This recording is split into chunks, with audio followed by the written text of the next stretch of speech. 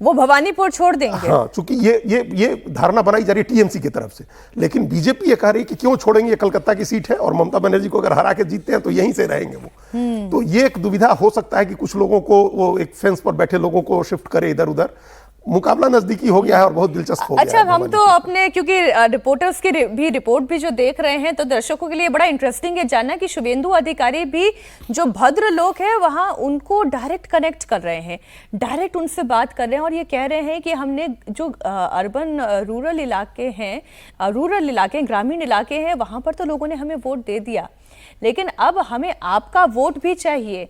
और ये डायरेक्ट बात हो रही है और जिस अंदाज में ये बातचीत हो रही है उससे ये समझ में आ रहा है कि मन कुछ तो परिवर्तित हो रहा है। ये नहीं कह सकते कि पूरा का पूरा हिंदू वोट जो है वो ध्रुवीकरण हो जाएगा, लेकिन अगर उसमें 3% का भी, मैं तो 10 में से काउंट करके चल रही हूँ, वो 3% का भी डेंट हो गया तो वो ममता बनर्जी के लिए बहुत बड़ा डेंट होगा। इधर साउथ 24 परगना की ही डायमंड हार्बर की जंग भी है, वो भी बड़ी दिलचस्प हो गई है। डायमंड हार्बर अभिषेक बनर्जी का गढ़ है और अभिषेक बनर्जी यहाँ से सांसद हैं। आज अमित शाह डायमंड हार्बर में रोड शो करने जा रहे हैं। शाह ने चेतावनी दी है कि 5 तारीख के बाद टीएमसी के गुंडों को बंगाल में उल्टा लटकाकर मारा जाएगा। मैं तेहट्टा के मंच पर से गुंडों को कहकर जाता हूं, कान खोलकर सुन लो, 29 तारीख को तेहट्टा वालों को अगर परेशान किया तो 5 तारीख को उल्टा लटका कर सीधा करने का काम करेंगे। मोदी जी ने 550 साल के बाद यहां पर राम मंदिर बनाया और ये ममता दीदी अपने चेले चपाटे हुमायूं कबीर से बाबरी मस्जिद बनवाना चाहती है। ममता दीदी कान खोलकर सुन लो, बंगाल भारत की भूमि में है। जब तक एक भी भाजपा का कार्यकर्ता जिंदा है, हम बाबरी मस्जिद नहीं बनने देंगे, नहीं। उधर ममता बनर्जी के भतीजे अभिषेक बनर्जी ने भी हुंकार भरी है। अमित शाह के साथ साथ चुनाव आयोग को भी चुनौती दी है। कह रहे हैं कि टीएमसी पहले राउंड में सेंचुरी मार चुकी है, अब दूसरे राउंड में डबल सेंचुरी की बारी है। প্রথম দফায় ভোট হয়েছে গত পরশুদিন, তৃণমূল সেঞ্চুরি পার করে দিয়েছে। 29 তারিখ ডবল সেঞ্চুরি পার হবে, আর সংখ্যা কোথায় গিয়ে থামবে আমি নিজেও জানি না। আমি চ্যালেঞ্জ করে যাচ্ছি জ্ঞানেশ কুমার আর অমিত শাহকে, 4 তারিখ দেখা হবে, ডায়মন্ড হারবারের ব্যবধানও বাড়াবো, মগরাহাট পূর্বের ব্যবধানও বাড়াবো, পশ্চিমের ব্যবধানও এবার 1 লাখ করব, কথা দিয়ে গেলাম। डबल सेंचुरी का दावा तो ममता बनर्जी भी कर रही हैं। वो कह रही हैं कि पहले फेज में 100 पार कर लिया, अब दूसरा फेज तो उन्हीं का इलाका है, यहां बीजेपी कुछ नहीं कर पाएगी। बीजेपी क्यों इतना फोर्सफुली कर रहा है?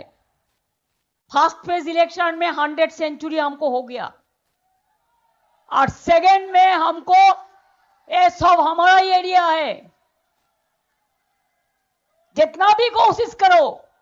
अरे हम तो सीपीएम का टाइम में देखा कि हम दक्षिण कलकत्ता से एक भी जीता, लेकिन हमको हराना नहीं सका, इसी के लिए कि हमको पता है कैसे कैसे काम करना पड़ता है। इतना इजी नहीं है, जबरदस्ती जोर करके करेंगे और एक जो सेकेंड फेज आएगा उसमें हम फिर डबल सेंचुरी करेगा। इतना इजी तो वाकई नहीं है, लेकिन राजकुमार जी उधर अमित शाह भी कह रहे हैं कि 100+ तो उन्होंने तभी कर लिया। अभिषेक बनर्जी कर रहे हैं 200, यानी डबल सेंचुरी वो लगाने जा रहे हैं। अब 400 सीटों पर तो चुनाव हो नहीं रहा है। देखिए 400 सीटें तो परिसीमन के बाद भी नहीं होंगी बंगाल में, अगर उस कल्पना में जी रहे हों। लेकिन टीएमसी के फेवर में एक बात आप मान सकते हैं कि पिछले 2 चुनाव में, 2016 का हो 2021 का हो, दोनों बार टीएमसी 200 पार गई है। तो उनके दावे में थोड़ा सा जमीन है उनके नीचे। अमित शाह जो कर रहे हैं वो एक बहुत बड़ा सपना है और बीजेपी ने बड़ी कोशिश की है उसको साकार करने की। 21 में भी सपना था, 26 में भी है, 21 में 77 पे पहुंचे, इस बार 100 के पार जाते हैं तो कहां तक पहुंचते हो देखना होगा। लेकिन एक दिलचस्प बात आपने देखी हो बंगाल में, मुझे तो पहली बार बीजेपी और कांग्रेस किसी एक बात पर एक राय नजर आए। नरेंद्र मोदी, अमित शाह दोनों ने कहा कि टीएमसी के गुंडों का राज है, उससे आज़ाद कराना है बंगाल को। वही बात राहुल गांधी ने भी कल कही कि टीएमसी के गुंडों का राज है। तो टीएमसी का गुंडा राज है बंगाल में, इस बात पर बीजेपी और कांग्रेस एक राय है। अभी ममता बनर्जी ने बोला ना, हमने तो सीपीएम का भी जमाना देखा, इतना आसान नहीं ये है। बहुत जरूरी समझना। ममता बनर्जी ने वो जो लेफ्ट फ्रंट का जो सरकार थी, और मैकेनिज्म दोनों की मिलती जुलती है, चुनाव लड़ने की, चुनाव जीतने की। तो ममता बनर्जी ने खाली उनसे वोट बैंक नहीं लिया, पावर नहीं लिया, पावर मेंटेन रखने का जो मैकेनिज्म होता है, चुनाव जीत के सरकार में बने रहने का, सरकार चलाने का, वो भी उनसे काफी कुछ सीखा है। अजय जी, क्या क्या करना पड़ता है, कैसे कैसे करना पड़ता है, वो ममता बनर्जी खुद ही बोल रही है, जानती हैं, और वो सब कर रही हैं, उसमें कोई दिक्कत थोड़े, वो सब कर रही हैं जो सीखा उन्होंने।